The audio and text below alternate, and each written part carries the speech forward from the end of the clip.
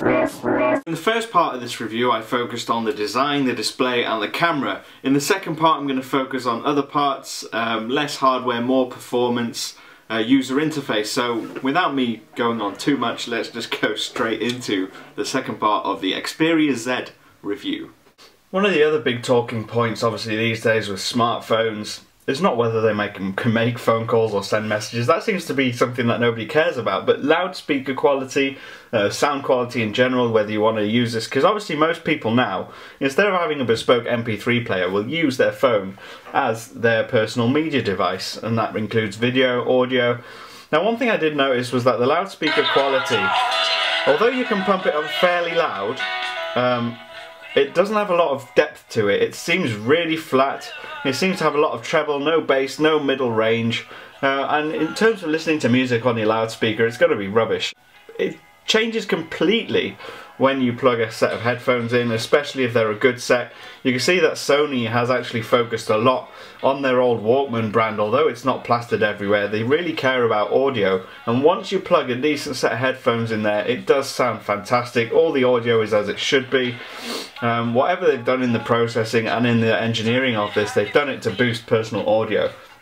And although it's not one of the features they scream and shout about, it's nice to hear that when you do plug some headphones in, they do sound great.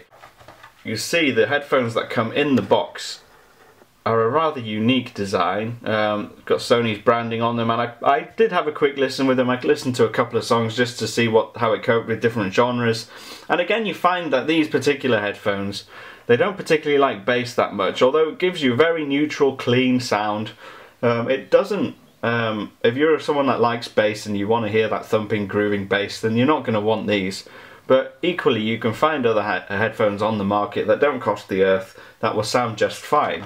Powering the device is a quad-core 1.5 GHz processor, it's Adreno 320 graphics processing unit. Overall, I found that it's very fast, very fluid, but every now and then when you switch in between screens, it's not doing it now while I'm on the video, but sometimes when you flick between home screens, you do find that it does lag a tiny bit. It's not exactly smooth, but once everything's loaded up and it's ready to go, it's fine. Now loading web pages was very quick. You can see it's very smooth scrolling here. If I was to switch to DroidDog instead of today's iPhone.com, if I just hit DroidDog, you can see it loads fairly well, and it's very smooth.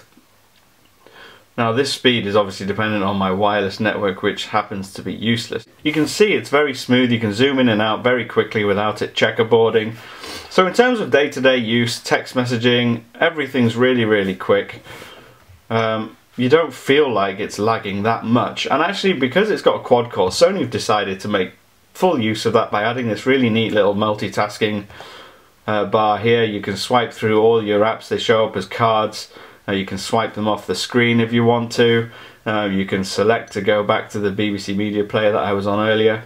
And perhaps even more impressive is that they've actually added these little quick tools that you can use. If I hit that, I get a quick calendar up on the screen, and then when I've done what I want to do, I can then get rid of that. And if I want to record a quick voice note, I can do that really quickly. I don't have to go hunting for apps.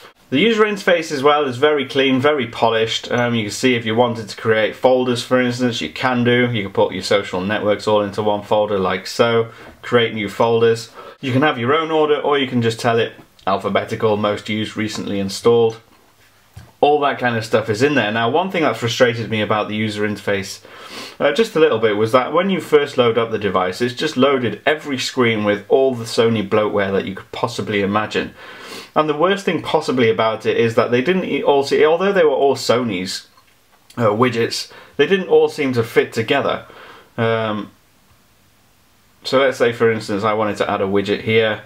You can go to widgets, you've got clocks, calendar contacts, but you've got all sorts of stuff in here as well that Sony have added that aren't necessarily stuff that you would find on another one, like for instance this one. You see it looks like just an advertisement. It just doesn't fit. It doesn't look like it does anything. The Sony Entertainment Network, Music Unlimited, Video Unlimited, Play Memories Online. Now it's essentially Sony's way of trying to make it a little bit unique, but essentially every other phone has it. There are cross-platform alternatives that you can use on any Android device, so there's really no benefit to that. All in all, performance is good. I never really noticed anything particularly wrong with it. It does everything very, very smoothly and quickly. And I do like that lock animation, like an old TV. And then obviously you unlock to swipe it up and down. It's a really nice concertina effect there. And also you've got quick access to your camera or your music. If I was to give my overall opinion of this device, what I would say is that if you're looking for a high-end Android smartphone that's going to be a bit better equipped to deal with your everyday grit and grind, something that's a little bit more durable than the rest, obviously with it being dustproof and waterproof, then this is the one for you. But if you're wanting the top Android phone out there, I would have a very hard time recommending this over, say, the HTC One or the Galaxy S4, because although some of the specs are good and there's nothing particularly that it does badly, there's nothing about it that blows me away either. The handset design isn't comfortable to hold in hand. It's fast, but I've seen faster. The camera's not amazing. It's good, but there are better.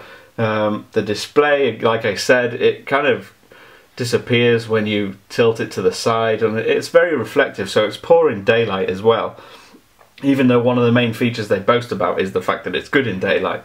But anyway, overall, I'd have a hard time recommending this over the top other handsets, but it is an alternative, especially if you can get this cheaper than any of the others. Now, if you want to ask me any questions about this, feel free. I'm at TIP_cam, but those are my thoughts. What do you think? Let us know in the comments below. Do you agree with what I'm saying? Do you think it's the best thing ever? Is it the worst phone ever? Please feel free to leave your comment or tweet me, and I will see you again soon.